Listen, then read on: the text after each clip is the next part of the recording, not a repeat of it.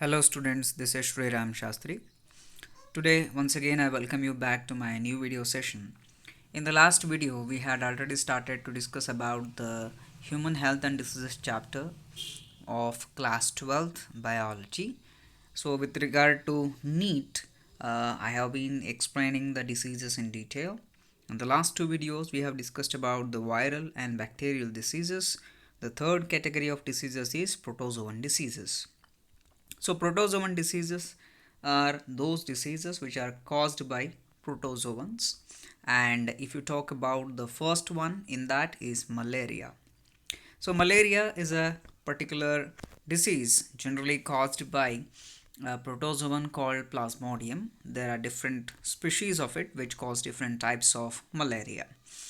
So it is a digenetic parasite. The meaning of the word digenetic parasite is it has two hosts in which it completes its two types of life cycles. That is asexual life cycle and sexual life cycle. So human beings are the host for a sexual life cycle, and female Anopheles mosquito is the host for its vector as well as host for the sexual life cycle. So it has triphasic parasite. There are three phases of this parasite, that's why it is called as triphasic parasite. Malaria was first identified by Sir Ronald Ross, who was a military doctor. In the soldiers who were suffering from fever, he identified that female Anopheles mosquito was transmitting a disease caused by a protozoan called malaria. So generally, female Anopheles mosquito and human being, these are the two hosts in the life cycle of Plasmodium. Coming to the next slide here, types of malaria if you talk about, and the causative agents as I have listed it here. There are four types of malaria. Benign tertian malaria, which is caused by Plasmodium vivax. Here the fever reoccurs in every 48 hours. That means in every 48 hours fever occurs, and for next 48 hours again it will not be seen. Second one is quartan malaria caused by Plasmodium malariae. Here the fever reoccurs in every 72 hours. So for only quartan malaria, that is Plasmodium malariae, the reoccurrence of fever is different. For other three it is same, that is 48 hours. Cerebral or malignant malaria, it is one of the most dangerous type of malaria because it mainly affects the nervous system also. It can cause death. So Plasmodium falciparum is the causative agent for it. Here the fever once again reoccurs in every 48 hours. Fourth one is mild tertian malaria caused by Plasmodium ovale. Here also the fever reoccurs in every 48 hours. Coming to the next slide here, what are the symptoms of malaria? So febrile stage, rigor stage and defervescent stage. These are the three specific stages which you can see in malaria. That is fever, chill and profuse sweating. Okay, so fever is also called as febrile stage. The fever is around 41 degrees Celsius or 106 Fahrenheit. This occurs because of erythrocytes schizogony. Schizogony is a process of multiplication of the plasmodium inside the RBC. Here the hemoglobin is being consumed and a toxin is produced which causes the fever in human beings called as hemozoin. So hemozoin causes fever. Then just after the fever there is acute chill which is called as rigor stage. There will be shivering, and immediately after that there will be profuse sweating which is also called as defervescent stage.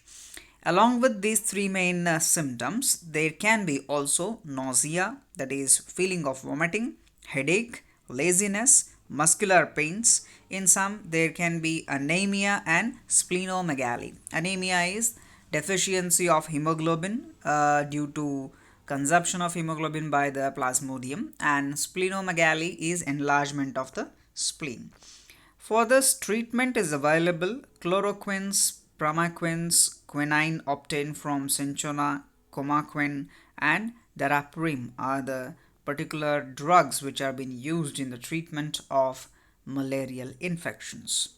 For identifying the malaria, what you call as a person suffering from malaria, again a serological test is done, and it's called as malarial parasite test or MP test, in which the RBCs are observed for signet ring stage.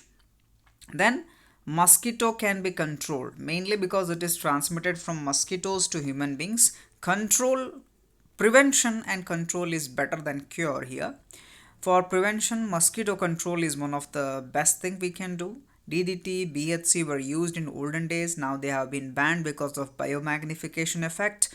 Biocontrol agents are being promoted nowadays, like Atricularia, Gambusia, trout, and stickleback minnow. These are the fishes which are being generally used to consume the larvae of mosquitoes, because mosquitoes larvae grow in stagnant water, and if these fishes like Gambusia, trout, and stickleback minnow are introduced into the water body, they can consume these type of larvae of mosquito, and they can avoid the increase of mosquitoes population.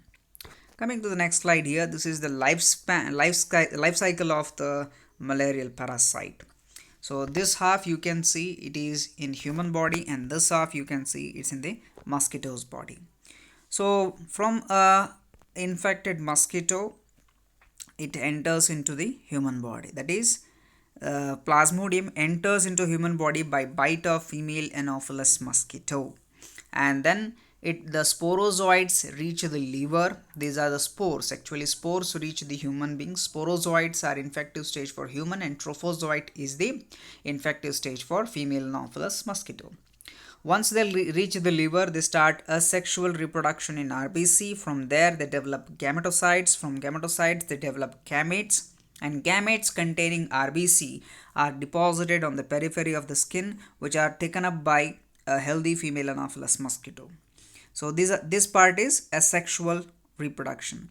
Once it enters into the mosquito's body, now what happens here? The female mosquito takes the gametocytes with blood, and then fertilization and development occurs inside the mosquito's gut, that is the lining of the stomach.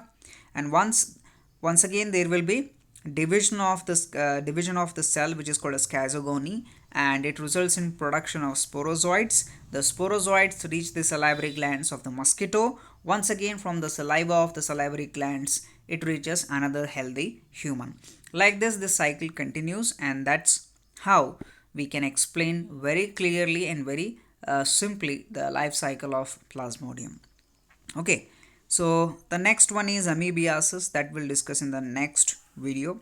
For today, we have discussed here the important topic, that is malaria, types of malaria, symptoms of malaria, treatment of malaria, precaution of malaria, and most importantly, we have also discussed about the life cycle of malarial parasite. This is very important stages. You must remember the words like sporozoites, trophozoites, schizogony, and what type of the production takes place in human as a host and mosquito as a host. So we'll stop this video here itself, and we'll continue with the another protozoan disease in the next video. Thank you.